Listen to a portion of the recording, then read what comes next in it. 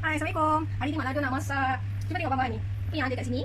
So, boleh agak kan? Mak Lado nak masak Yimmy Cantonese. PKP ni dah boring lah masak nasi. Pagi nasi lemak, tengah hari nasi lauk, malam nasi goreng, kasih nasi je kan. So, hari ni kita try masak Yimmy Cantonese Mak Lado style. Okay, this is my style, Mak Lado punya style. Betul ke salah? Tak tahu. Tapi yang penting Mak Lado rasa sedap, yang lain semua rasa sedap. Okay, fine. Okay, kita mulakan. Yang ni Yimmy dia. Yimmy ni Mak Lado dah goreng dulu sebab suka yang garing-garing je ni. Kau makan? Tengok. Okay, yang ni ada fish ball, fish cake.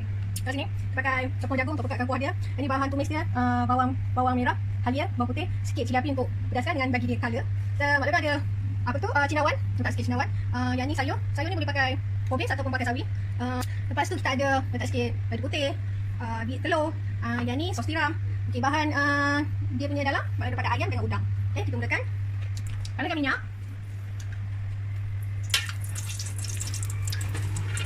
Bila tangan ni? Fokus lah, tak nampak jauh sangat. Kita goreng ayam dulu.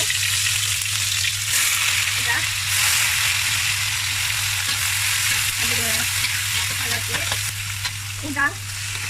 Masukkan daging pun boleh. Masukkan sotong pun boleh. Nanti kalau kita belajar buat video ni, so ni pakai tangan dengan smartphone je. So stand tangan. So goyang sikit kan. Bawang merah, halia, bawang putih dengan cili putih. Ini dah satu masukkan bawang merah.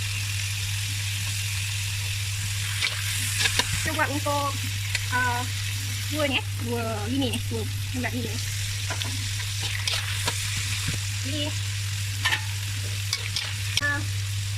masukkan sikit dengan fish ball. Yang ni langsung tak panas ikut rasa ya. Kalau dah kemasin, kita nak adjust. Masukkan sos tiram dalam. Ada panas, tapi kalau ada stok ayam, ada letak stok ayam tu. Kalau tak ada, boleh masukkan kaki ayam. Air, masukkan kuah lagi, masukkan air. Tepung jagung dengan telur, kena rasa dulu. Bila dah masukkan tepung jagung, dia tak boleh nak ni dah, sebab dia dah pekat. Kan? Masukkan telur. Biji lah.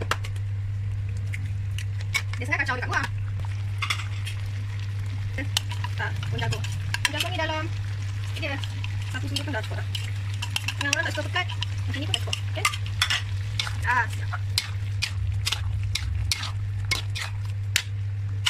Dah siap. Tekan ini, pinggan.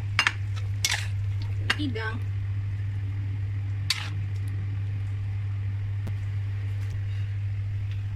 Yimmy Cantonese Mak Lado.